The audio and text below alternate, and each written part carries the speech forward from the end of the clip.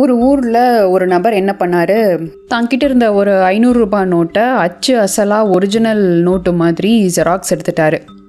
அந்த ஜெராக்ஸ் 500 ரூபாய் நோட்டை எடுத்துகிட்டு ஹோட்டல் வச்சுருக்கிற தன்னுடைய மச்சானை பார்க்க போனார். வெளியில் தான் ஒரு வேலையாக போகிறதாகவும் போயிட்டு வந்து அந்த 500 ரூபாயை வாங்கிக்கிறதாகவும் சொல்லி அந்த கலர் ஜெராக்ஸை மச்சான்கிட்ட கொடுத்துட்டு போகிறாரு. கொஞ்ச நேரத்திலேயே அந்த ஹோட்டலுக்கு பால் ஊற்றுறவர் வராரு. தனக்கு ஒரு 500 ரூபாய் அவசரமாக தேவைப்படுறதாகவும் அதை தனக்கு வர வேண்டிய பால் கணக்கில் கழிச்சுக்க சொல்லி கேட்குறாரு. அது காலையில் நேரங்கிறதுனால கல்லாவில் இன்னும் 500 ரூபாய் சேரல.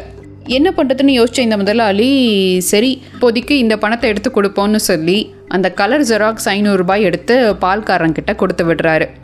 அதை வாங்கிட்டு அங்கேருந்து கிளம்பின பால்காரர் நேராக டாக்டர்கிட்ட போகிறாரு. முந்தின நாள் அவருடைய மகனுக்கு வைத்தியம் பார்த்ததில் பாக்கி வச்சுருந்த அந்த 500 ரூபாயை டாக்டர்கிட்ட கொடுக்குறாரு. இருங்க அவசரப்பட்டு வீடியோவை ஸ்கிப் பண்ணிடாதீங்க. அங்கே சுற்றி இங்கே சுற்றி இந்த 500 ரூபாய் ஜெராக்ஸ் எடுத்த அந்த நபர்கிட்டையே தான் வந்து சேரப்போகுது. தன் வினை தன்னை சுடும்னு தானே சொல்ல போகிறீங்க அப்படின்னு நீங்கள் யோசிக்கலாம். இல்லைங்க, அங்கே தான் உங்கள் மண்டையை குழப்புற மாதிரி ஒரு சின்ன கேள்வி இருக்குது. பார்க்கலாம் எத்தனை பேர் அதுக்கு சரியான பதில் சொல்கிறீங்கன்ட்டு. இப்போ இந்த டாக்டர் தான் குழந்தைகளுக்கு துணி தைச்ச டெய்லர்கிட்ட போய் அவருக்கு கொடுக்க வேண்டிய பாக்கி பணமான 500 ரூபாயை கொடுக்குறாங்க.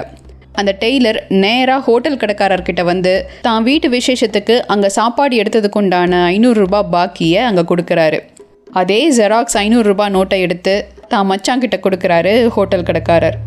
அந்த பணம் தான் எடுத்த ஜெராக்ஸ் தான் அப்படின்னு தெரிஞ்சுக்கிட்ட இந்த நபர் அதை சுக்கு நூறாக கிழித்து காற்றுல பறக்க விட்டுட்டு அடுத்த வேலையை பார்க்க போயிட்டாரு.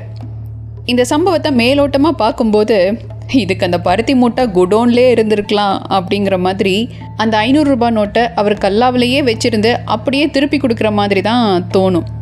ஆனால் இந்த பணம் ஒரு ரவுண்டு சுற்றி வந்ததில் என்னென்ன நடந்திருக்கு கவனிச்சிங்களா? முதலாளி பால்காரனுக்கு கொடுக்க வேண்டிய 500 ரூபாய், பால்காரன் டாக்டருக்கு கொடுக்க வேண்டிய கடன், டாக்டர் டெய்லருக்கு கொடுக்க வேண்டிய காசு, டெய்லர் ஹோட்டல்காரருக்கு கொடுக்க வேண்டிய கடன் எல்லாமே நேராயிடுச்சு.